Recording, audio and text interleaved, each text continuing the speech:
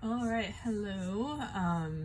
Today I am working on Staroar, Hello Again, which is squirrel and the bird. It's a drill area 47 by 35, full round drill with 3 rhinestones. So we're getting towards the squirrel's face, so I thought I would use this section for a work in progress. Let's see here.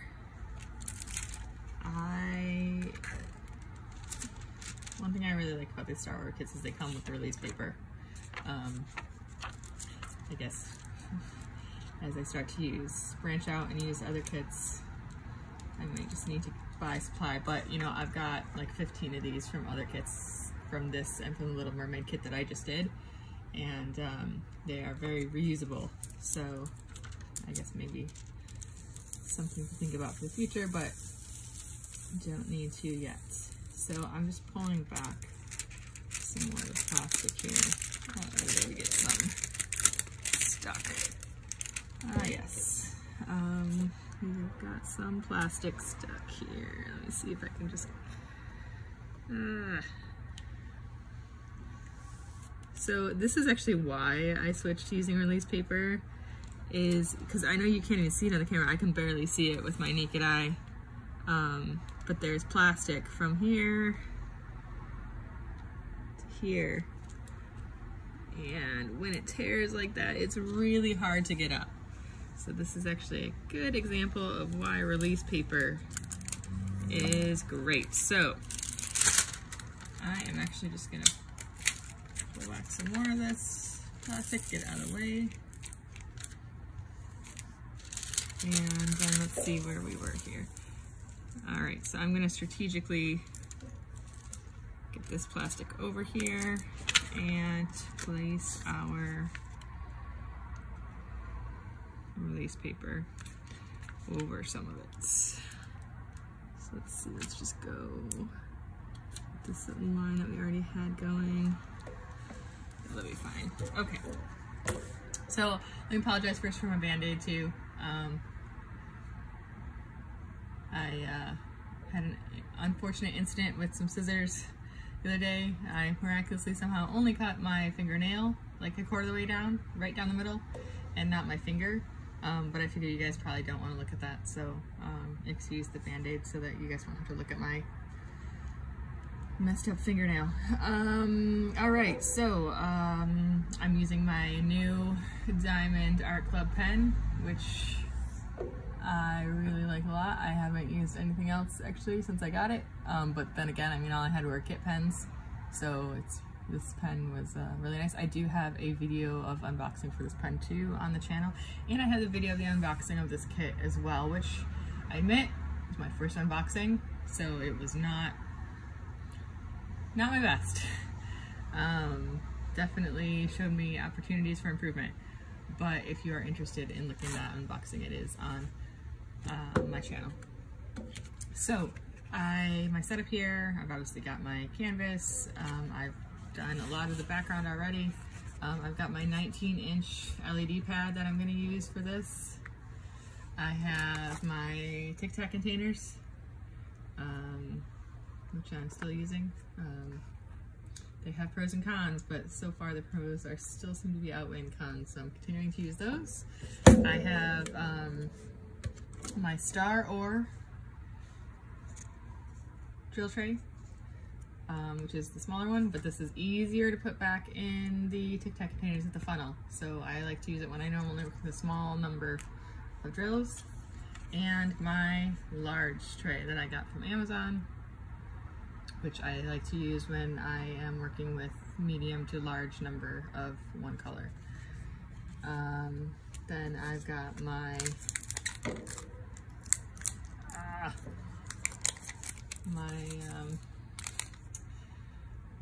little bit tired blue tack and my blue wax that came with my Staroar kit.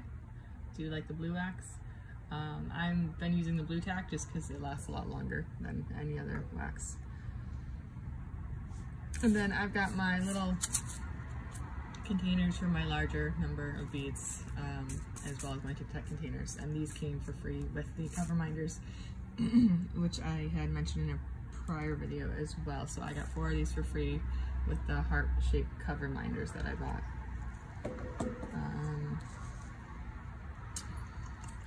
I've got, of course, my Star Wars tweezers, which she saw me using to try to peel up that plastic. And I guess we will go ahead and get started here. Alright, let me just make sure my blue tack is all in here. So I like to start to the right side of whatever block I've opened up. And I usually like to start with the larger volumes, but I also don't like to stick my hand in the glue. So pretty much whatever is going to give me some leverage as I work across is the colors that I'll work with. So here it looks like I could start with S, maybe L, but that has less. Definitely X has a lot. So I think what I'm going to do is start with the S's because they're right along the border right here. Although, well, there's a lot of X's and S's over here too. I'm debating right now between the X's and the S's. I am going to start with the S's. Let's see. And since there are a lot of them, I'm going to use my large drill tray. And I like to leave my Tic Tac container out with the letter I am working on so that I can continually double check, because as I've mentioned before, I have no memory these days. I don't know if it's pandemic related, single mom related, who knows, but you know, it's been going on for a while, so I think it's more than just the pandemic. All right, so we are on S's. So let's go here.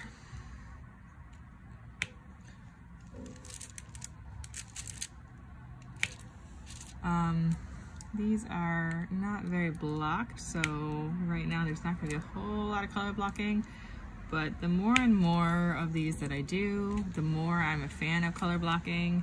I actually haven't even gotten out the multi-placers on this kit. I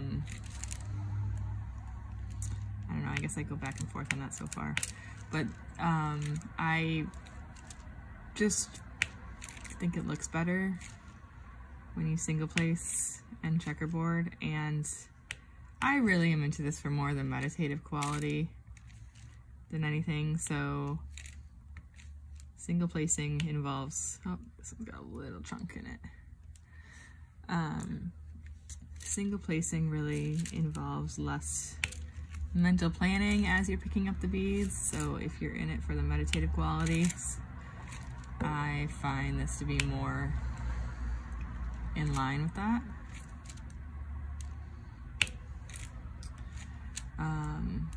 I am working today at home. This is my lunch break. I don't normally give myself a lunch break, but I really should, so. Jacqueline is at school. So we're really immensely lucky that Jacqueline is in a small school. There's a little cat hair made its way on here. Let me get that off. So Jacqueline is in a really small private school for preschool, and they were able to get a waiver over the summertime to reopen like July 2020. So we were very lucky, although very nervous, to send her back, and we did, and she was in school from July up until winter break, and then she went back for her first week in January after winter break, and then the case numbers just exploded here. And I had a couple scares at work that I might have been exposed, so I decided I don't want her to bring it home from school. I don't want to be the parent to introduce it to school, so we just pulled her out for 2.5 weeks, and she just went back yesterday, actually. There's kind of a few beads in this group I don't like, sorry. So we were planning to send her back on Monday, but we found out this past Monday, we were going to send her back next Monday, which would have been 3 weeks out. We found out this past Monday that her absolute best friend and love in school is moving, and we're not really social with them outside of school, so I don't really have communication with his parents outside of running into them a pickup. So we didn't know that he was moving until another one of her good friends' mom heard and told me, texted me on Monday. So I knew it was going to be really bad, and I had to tell Jacqueline. And this is like, so they both went back when school opened in July, and a lot of kids didn't come back. So she's had like 4 kids that all started together when they were in baby class. They all started like around 7 months old. They all started the same month. There's 4 of them, and they're like her best buds. But when the school closed for the pandemic, all their parents worked remote, and when school reopened, their parents didn't send them back until the official school year. They didn't send them back for the summer when they opened in July. So Jacqueline found herself back at school without her usual best friends, and you know, she had been in class with other friends, but not that core 4. So I think her and Ellis, her and her buddy, were kind of in it together when they came back, and it wasn't the normal group. And you know, it was a scary time, I think, for everybody. And I think, I mean, it still is, but I think that, you know, when they were able to go back to school, I think it was a unique time, and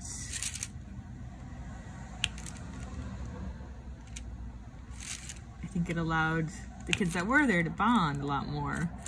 There were a lot fewer of them. Probably been hearing about stuff. They were all knew the word coronavirus as soon as they were back in school. The first week Jacqueline was back in school, she came home, coronavirus this, coronavirus that, coronavirus this, coronavirus that, and they have to wear their masks all day, and they're not allowed to touch each other, and blah, blah, blah, you know. Which of course is all important, and you know, and they've all been able to accomplish very well, to the great credit of the teachers and parents. But anyways, I think that Jacqueline and her friend really bonded over that time period. So when her longtime best buds came back, it started to become, oh, well, I really miss this friend when she didn't see him. I want to send letters to this friend. Can you please send this friend this painting, this coloring, this letter, and you have to write I love you from Jacqueline on everything. And the next thing I know, she's telling me she's gonna marry him, they're gonna have a baby, they've already named the baby, all this stuff. And it was just adorable because it was, I mean, they're 4 years old, but it was both of them, and he was just as in it as she was. And I would pick her up from school, and she would tell him, oh, I'm so happy I get to marry you, and he would just grin and be excited about it, and they would plan their wedding. It was crazy. It was just the craziest puppy love. But anyways, he's the one that's leaving. So Jacqueline had just kind of, at 4 years old, has her first heartbreak. And it's heartbreaking for me. I've never seen her cry so hard when I told her Monday evening that he was going to go to a different school.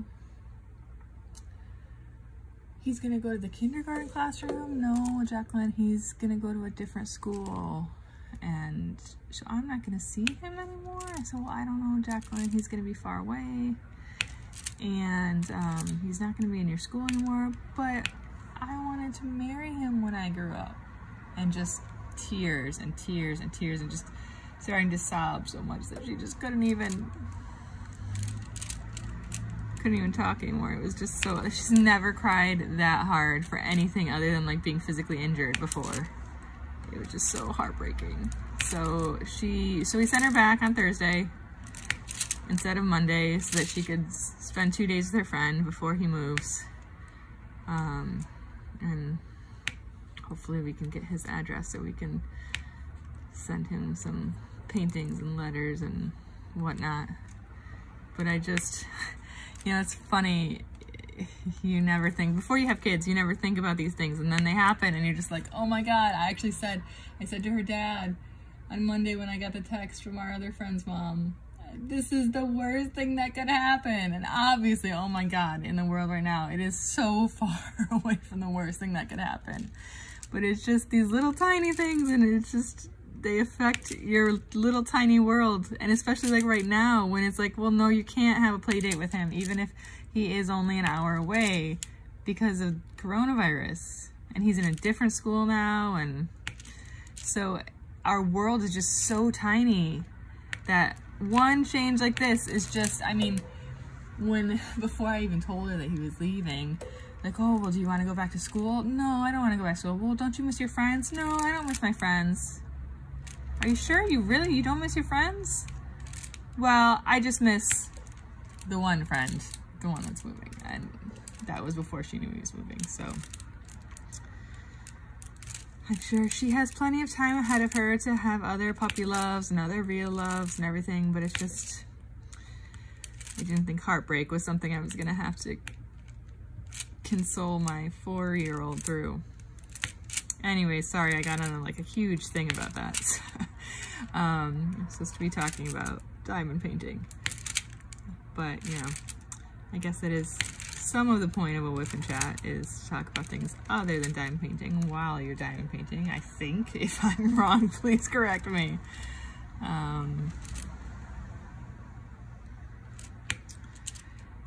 I told Jacqueline that she could help me with this when I'm working on the rhinestones. There's a few rhinestones already on the bird up here. These are the only rhinestones that we've done so far. So I told her, saving the bird so that she can help me with the rhinestones.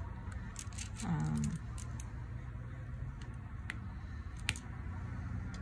do like this one though, it's pretty cute. It's pretty cute. Okay, get this one off. Scroll around.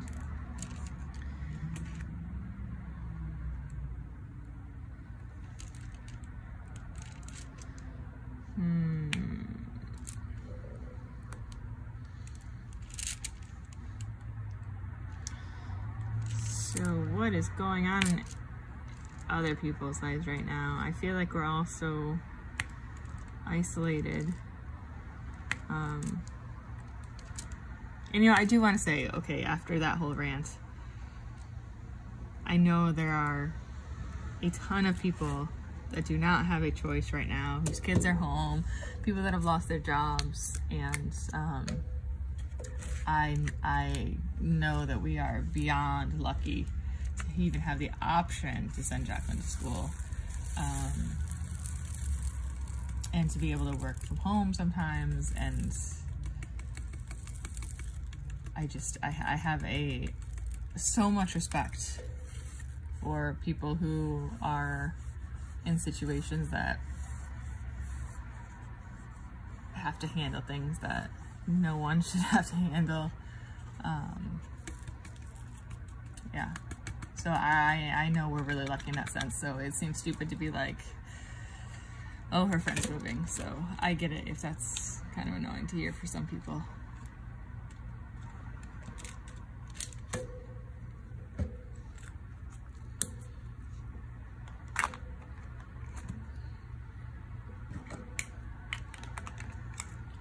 Alright, I guess now we can either do the V's or the X's or the L's.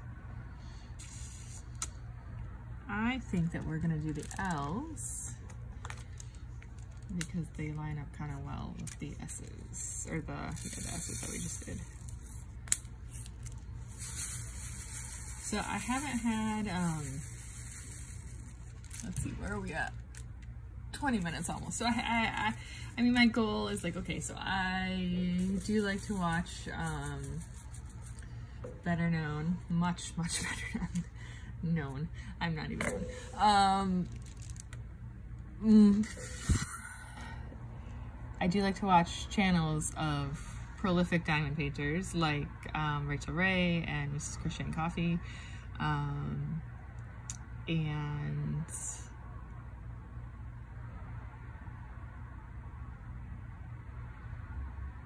I completely lost my train of thought. Okay, well, I'm working on else. I'll think of it, I'm sure. See, I was talking earlier about how I have freaking no memory anymore, and there's a great example. I'm like mid-sentence and I can't even remember what I was thinking. Yeah, that's sad.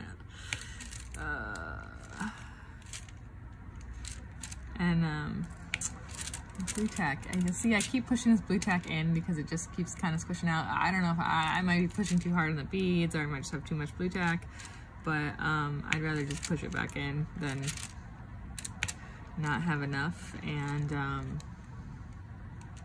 not being able to pick up a bead on the first go. So I don't know if anyone else has like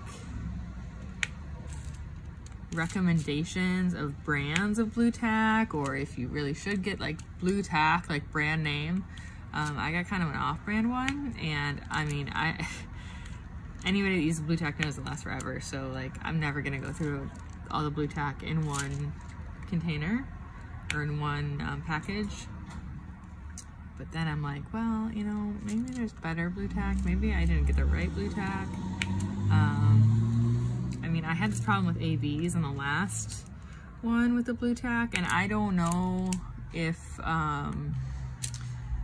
it was just those ABs or if it's going to be all ABs that I have that problem with. I guess I'll find out. My next one has ABs in it, so I guess I'll find out when I start that one if it's going to continue to be a problem. Because I don't like that drill. In the Little Mermaid one that I did, my blue tack kept like see, it just squishes with these ones. When there's too much in it, it just kind of squishes around it. Not a big deal. Just push it back in, whatever. But with the ABs, it would like stick to the coating on the ABs because they have that special coating, which is what makes them so cool and reflective. And it would pull out threads of my blue tack. To the point where it would coat the ABs, and I had to go back and I had to like scrub them with a wet wipe to clean them off afterwards. And I just decided after a while that it really wasn't worth it. And sometimes like they would stick too much to the blue tack, and then they wouldn't even go on the glue because the blue tack was holding on to them too strongly.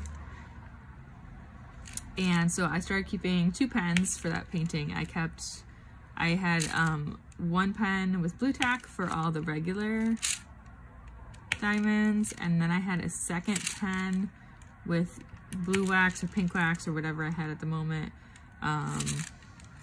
for the ABs, because I couldn't deal with the ABs and the blue tack because it was just a mess. So especially when you get too much of it out, like just there, and then if it touches the canvas, it'll stick to the canvas, and then you've got like a blue blotch on the canvas of blue tack.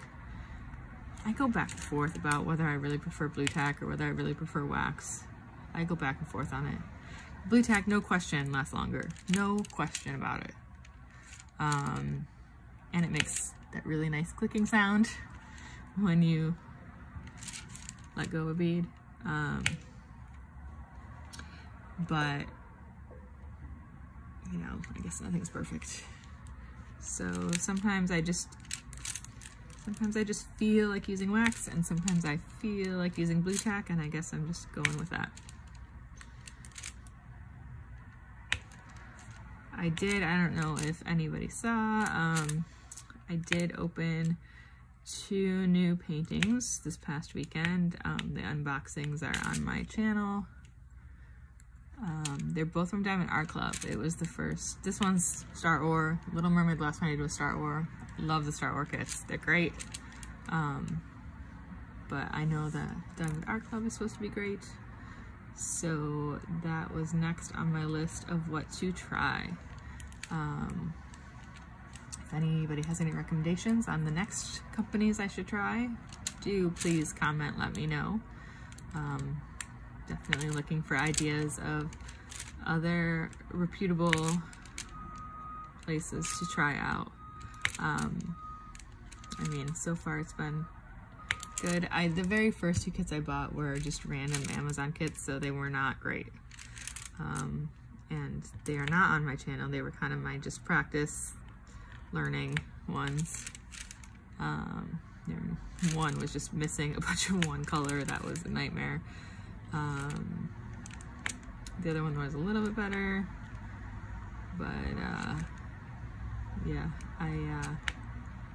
I mean, you know, when you pay $5–10 for canvas, you know you're not really looking for a whole lot. Although I have to say, the Little Mermaid on Amazon, the Staroar kit, was $20 when I bought it. I think this one was maybe $22. And it, like, I just went back and looked at it the other day. It was $14 on sale. So, I mean, I guess I shouldn't totally negate things by price, because I know that kit is good. I just did it. And she had it listed for only $14 as of, I think, yesterday or this morning. So, if you want to check it out, I do have some videos. I've got a couple work in progresses on the Little Mermaid, and I've got the post review, which is not very thorough, just a quick look at it. If you're interested in that one, it did come out really good. It has 1 million ABs on it, like 5 colors of ABs, so that was fun. Except my little blue tack issue. I think I really need to cut this plastic. I keep hitting it.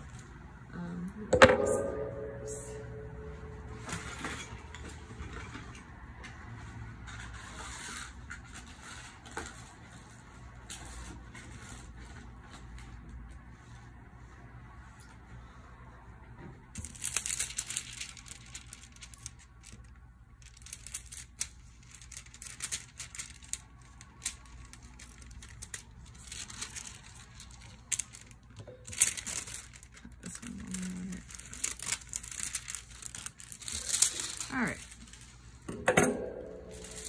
much better.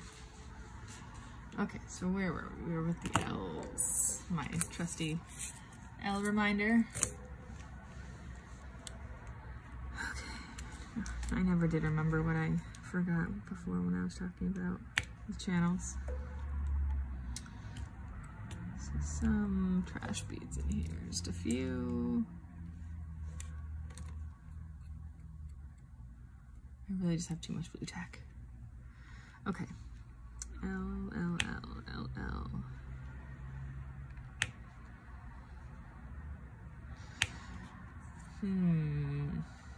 What else can I tell people about?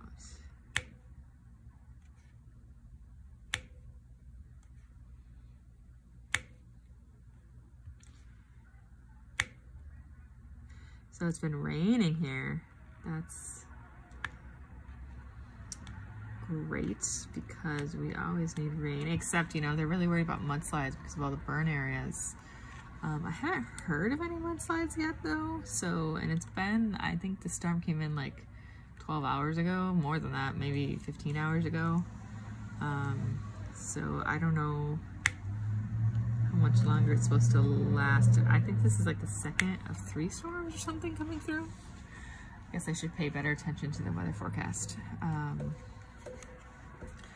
But, you know, they had been saying all month, that the first half of January, that January is going to be drier than it normally is. We're going to be back in a drought already. And, you know, we were only out of drought for like a couple months. So, I think the rain is definitely good, as long as we don't get a whole lot of problems with mudslides. Just, you know, they evacuated some areas up north because they were so worried about it.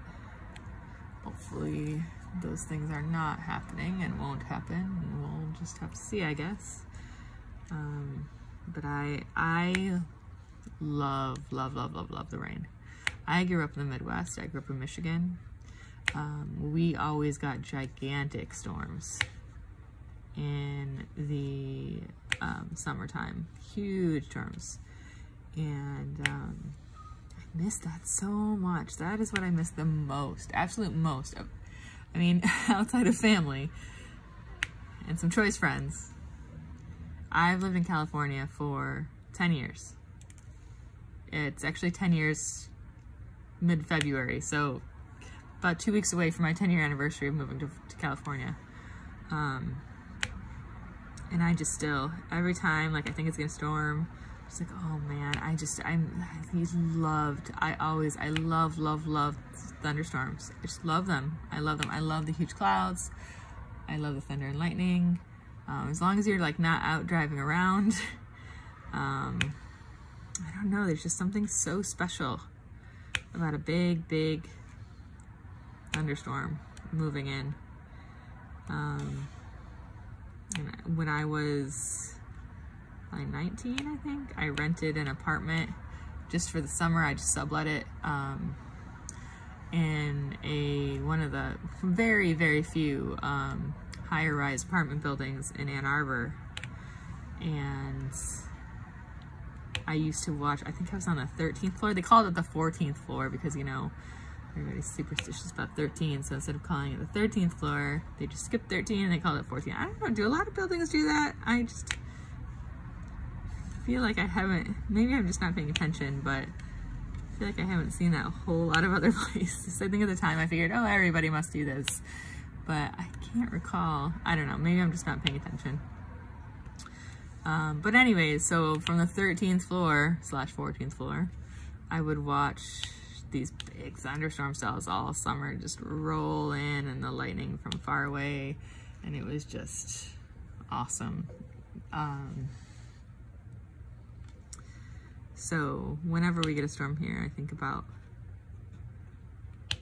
how much I love the storms in the Midwest. And I remember like being a little kid and like playing outside, and then there being a thunderstorm and like not knowing it was coming because you were playing outside all day, so you weren't watching the weather. You didn't know there was a storm coming. And then all of a sudden the sky would turn like green.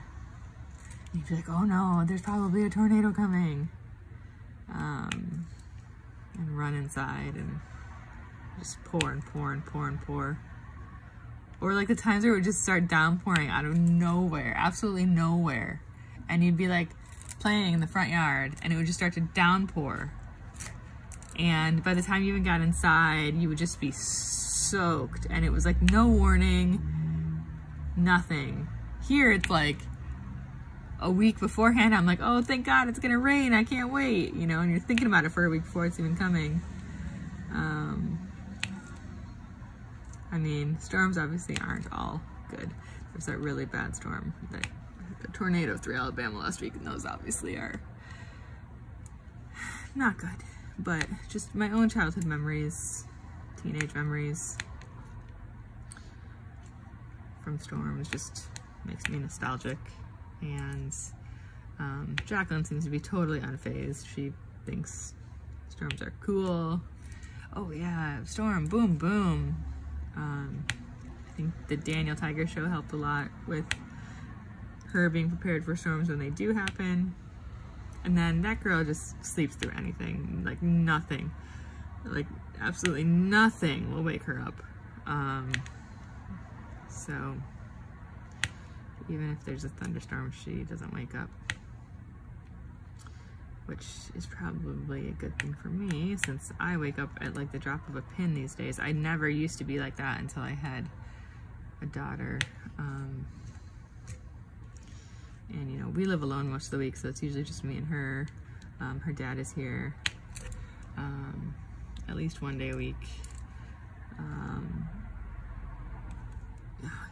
Usually on Sundays and sometimes Saturdays and pandemic times when she's out of school more so, but I don't know if it's just because I know it's just me and her usually or what, but like the second she moves in the bed, I'm just wide awake, and I don't think I have like slept a normal night of sleep in 4.5 years. Well, probably more than that because I didn't sleep well while I was pregnant either, but I keep seeing and reading that parents are supposed to return to their normal sleep patterns when the kid is like around 6 years old. Like that's the norm. And I'm like, okay, well, you know, it's only 1.5 years away. So maybe I'm almost there. But you know, we co-sleep. We've always co-slept. Jacqueline has had a very nice bassinet when she was a baby that she slept in a hole one time. She has a very nice crib / toddler bed, which she has never actually slept in. She's napped in maybe a couple times. She has a knack for, she can be dead out. She won't be woken up by anything, thunder, lightning. Like I said before, you know, nothing will wake her up unless her mother gets out of bed. If she is not in physical contact with her mother, then it's guaranteed she will wake up within 5 minutes. There was a point last night though where I was able to get out of bed at like 1 a.m. and actually come upstairs and I watched TV for a minute.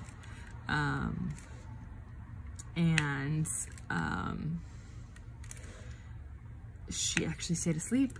Maybe it was because it was 1 a.m. I don't know. I don't normally get out of bed when I'm up at 1 a.m. I usually will just like watch a show on my phone or something. But she stayed asleep. And I actually worked on my YouTube channel a little bit. And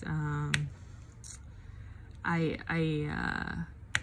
watched, have you guys seen this,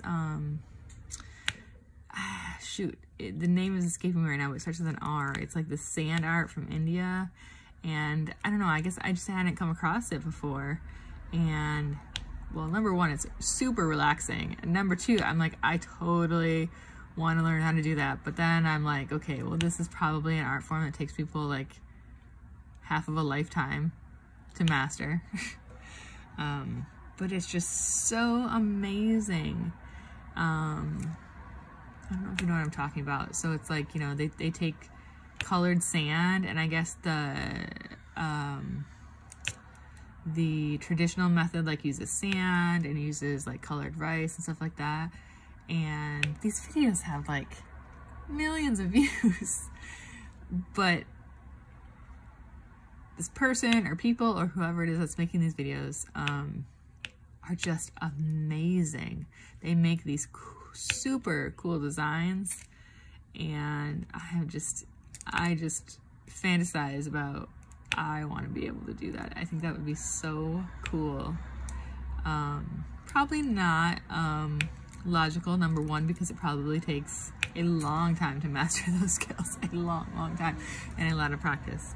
And also probably not logical because having a 4-year-old and trying to do like sand art that takes like a half an hour to make, the odds of it being intact throughout that entire half an hour with nothing happening to it to destroy it mid-project seems very, very slim.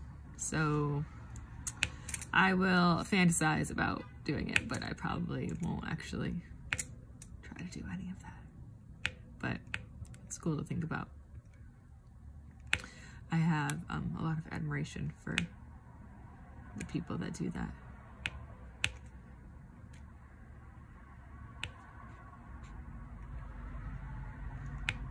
But I'm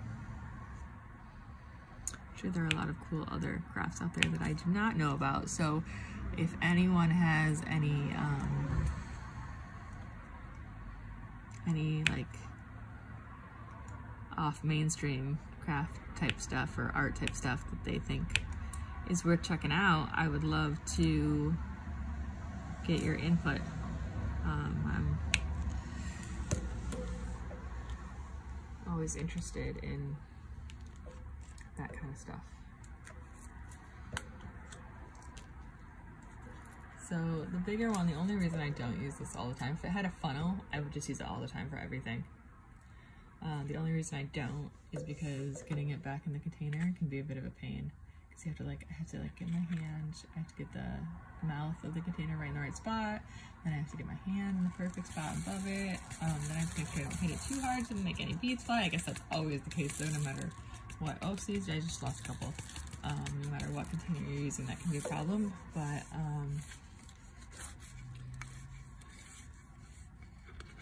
oh, see, and that bead right there. Let's see, can I see it? There it is. Come on, focus for me. Has blue tack stuck to it. So that's what was happening to all those ABs. Doesn't even happen to the regular beads, so I don't know what the deal is with that one, but yeah. Good demonstration of what I mean about it sticking to the ABs. At what time are we at here? Let's see. Oh, we're at 40 minutes. Oh, great. Okay, we're on our way here. So I watched, oh, maybe that's what I was thinking of before when I couldn't remember. Okay, so one of the reasons I'm trying to make it to an hour here is because that, that's usually around, like, the WIP and chat time is an hour or two for the real diamond painters. And Mrs. Crochet Coffee, right before I started doing this, she put out a challenge for a 1 hour WIP and chat. I obviously didn't do that because I had just barely started diamond painting. I was still kind of learning how to do it. But now I'm like, man, could I do that if I tried? Could I do a 1 hour WIP and chat? I think I could do it. So for me, the work in progress is the least of it. So trying to figure out what to talk about for an hour that isn't going to bore everyone to death. I mean, obviously you can't just talk about diamond painting. If anybody has any tips for like there's got to be like, maybe there's like starters or something somewhere that I don't know about, like topics to talk about. I don't know. It seems like a weird like blind date kind of scenario though. What? Let's see, what letter am I doing? I'm doing V. Okay, V. I also just don't want to like completely bore anybody. I'm sure like, okay, so I'm sure people that do not have children don't want to hear all about my 4-year-old, but since that's like the entirety of my life, my job is like 70% 4-year-old, 30% work. It's hard to come up with other things to talk about. If there's anything anyone wants me to talk about, do feel free to put it in the comments and I can consider that on my next one.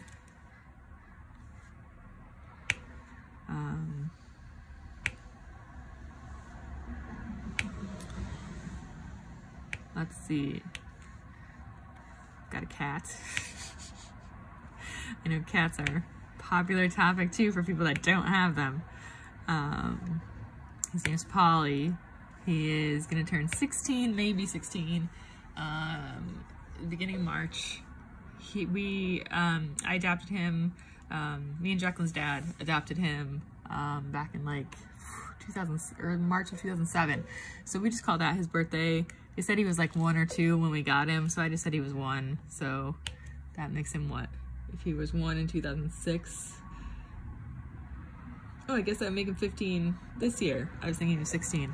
So if you said he was 2, I guess he'd be 16. I don't know. He's somewhere in that area. But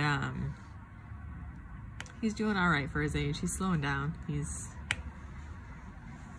I accidentally fed him too much tuna wet food for a while because it's his absolute favorite, and I didn't realize, stupidly, I mean, common sense, you would think I would have thought about it, but I didn't realize you're not supposed to feed cats tuna every day. You know, I would never give my daughter tuna every day. I would never give myself tuna every day.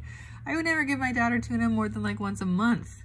So, because of the mercury. So I don't know why I thought it was okay to give my cat tuna every day. But it's like his absolute favorite food in the world. Favorite. And then he started losing a whole bunch of weight. I couldn't figure out why. Eventually, we figured out it's because he has mercury poisoning, probably. So he gained the weight back, but when he gained it back, because he's an old cat, he didn't really gain it back in exactly the same places. He's only allowed to have tuna like twice a month now. He'd never been on a wet food diet before. But you know, the air here is dry. He's having issues with allergies on and off. So, I don't know. He's trying to change around his food. He absolutely loves wet food. When he was younger, he only got to have wet food like as a special treat once in a while and like on his birthday.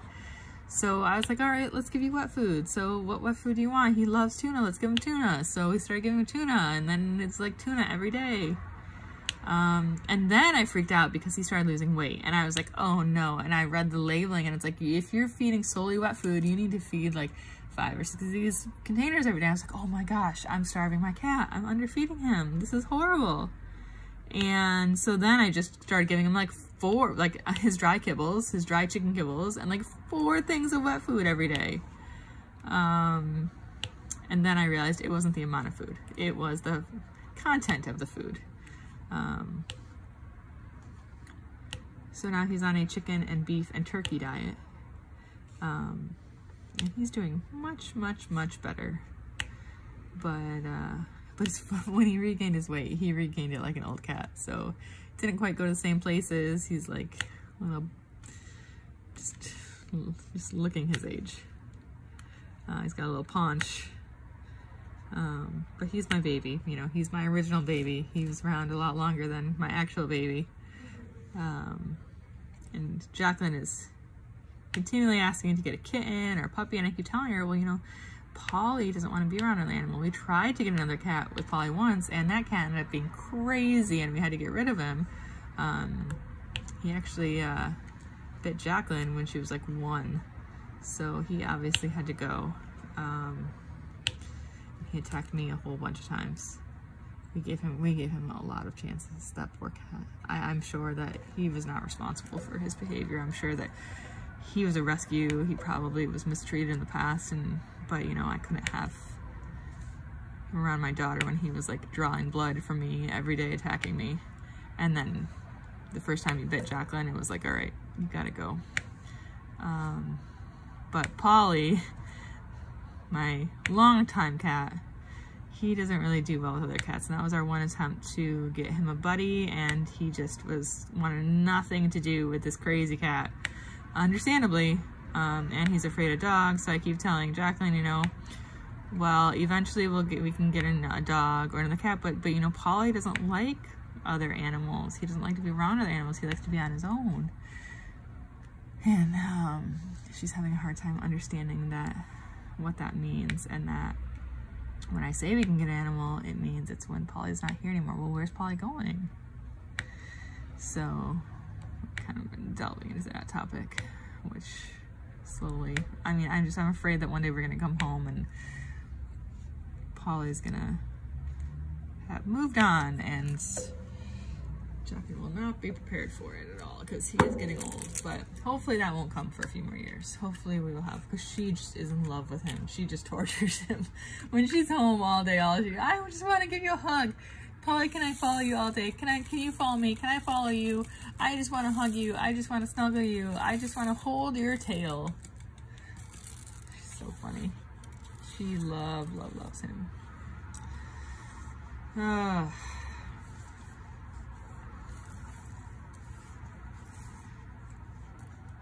Alright, let's see. Put this back in here. I will put links to everything down below too, in case anybody's interested in getting any of the products I use.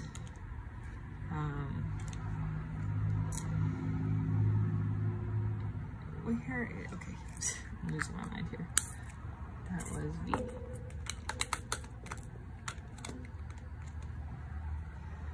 Okay, so maybe I'll do the X's now. There are a lot of X's. We talked about doing that from the start, so. Where are we at here? Let's see, we're at like 50 minutes. Okay.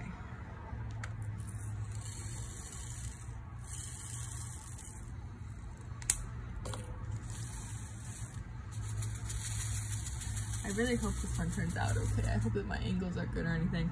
Again, you know, if anybody that comes across this has any tips on anything they see, I am a big fan of constructive criticism. I am all for any comments anybody has. Hey, we don't want to hear about your cat. Can you angle the camera this way would be better. anything, whatever. I am all for improving. I am very aware that I'm very new to this and I probably have a ridiculous amount of room for growth. So if anybody has any comments about anything that they think could make this better, I appreciate that and I welcome that. I know I have a lot of room to grow here. And you know, I've gotten more views on this than I had thought I would in the past week since I started doing this, which I really appreciate. I would love for anybody to leave any comments, for anybody to like or subscribe is always great, especially if you want more of any of the kinds of videos I'm doing, whether it's unboxing or the post reviews or work in progress or anything. Just let me know what you want, specific companies, specific types of paintings. I am very open to suggestion, comments, criticism. I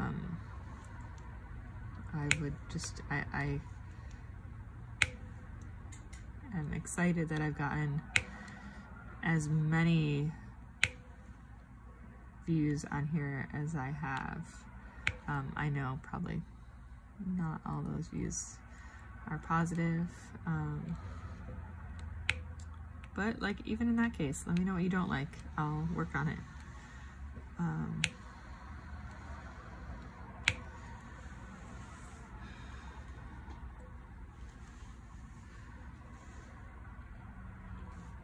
Okay, let's see these X's are going down. So I'm kind of just trying to work in a checkerboard as much as I can here. There's not like a whole lot of color blocking. There's a bit of some kind of confetti in here. So I just try to work in like as close to checkerboarding as I can. I think that, so with checkerboarding, you place alternately. So if you have a whole like block of colors, like up here, you place every other bead or every other drill in like a checkerboard pattern. And you know, I've read a lot of different theories about how that's helpful. What I think is that it's really helpful because you can see the whole symbol. So like, I don't have anything blocking the symbol. I can see the whole thing. I can see every edge. I can see the whole symbol. So I can make sure that I put it right on the center of that. Then when I come back to put the one in between the ones I've already put, there's only a very specific block I can put it. And then I can make a little adjustment, make sure everything's in line, and we are good to go. So I like to use kind of a checkerboarding strategy in everything. I wasn't doing that at the beginning. I was going in more lines, and there was a lot more waviness, I guess you could say. Non-straight lines. There are, of course, going to be places where you just can't do that, where it doesn't make sense.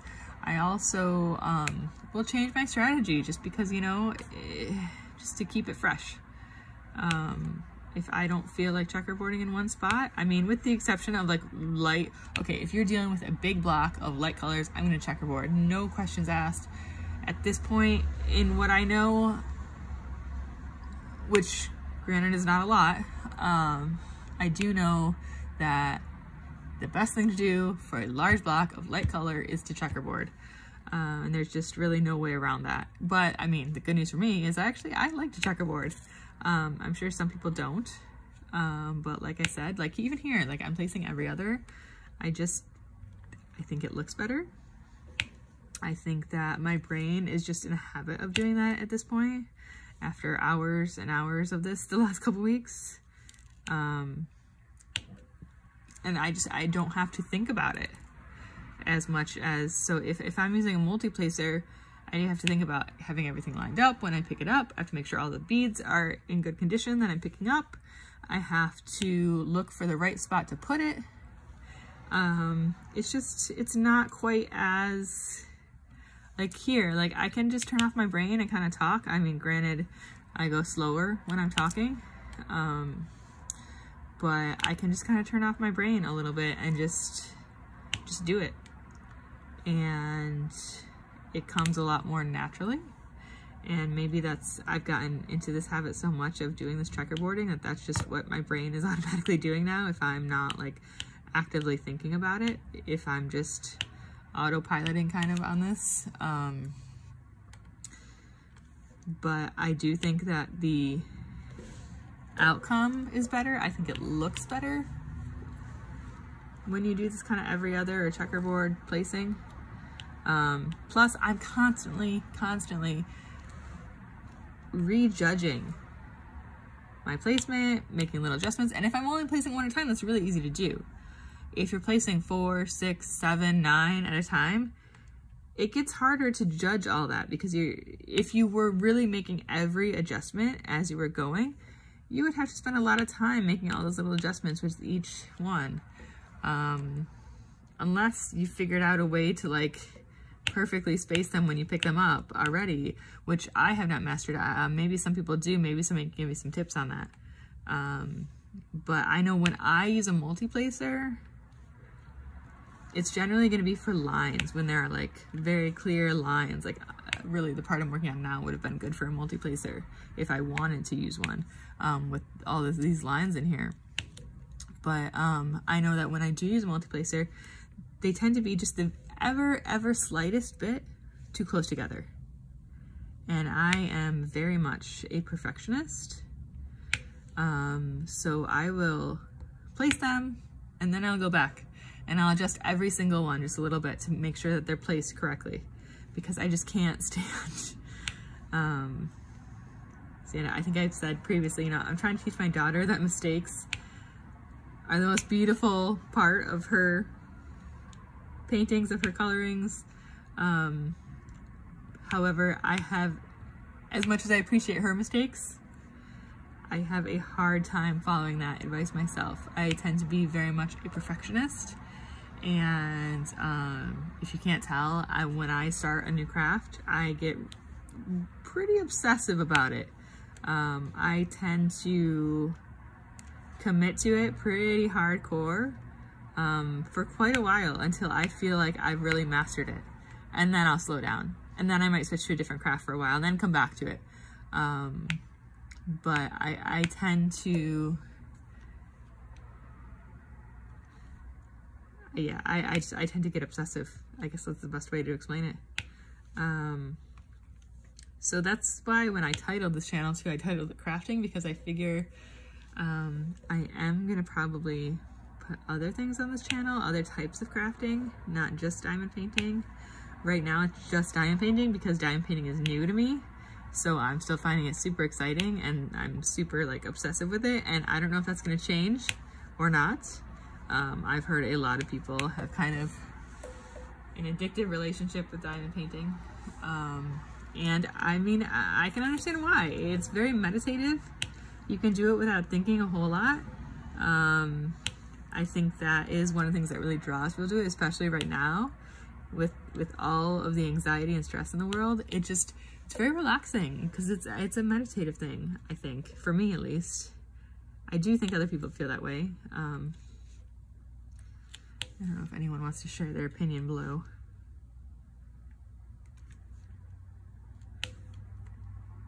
Okay, so I think I'm probably gonna finish this section of X's and then, oh, we're at 59 minutes. Look at that. Then we will probably start wrapping up here for our 1 hour. And then I do need to actually get some work done, non-diamond painting work done. Okay, so I hope that some of this was enjoyable. I hope that anyone enjoyed it. Again, if you have any comments, any feedback, constructive criticism, anything at all, please do feel free, more than free, to comment. I would love to hear what anyone thinks, anything I can improve on. I know there is a lot to be improved on, so and of course, I mean, if you've made it this far. I'm not sure how many people are gonna make it this far. Probably not very many, but if you do, I would be so grateful if you like this video, and even more grateful if you subscribe to my channel, so that I know that people do want more of these videos.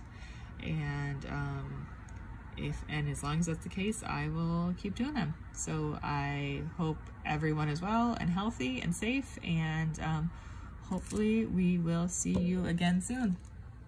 Take care.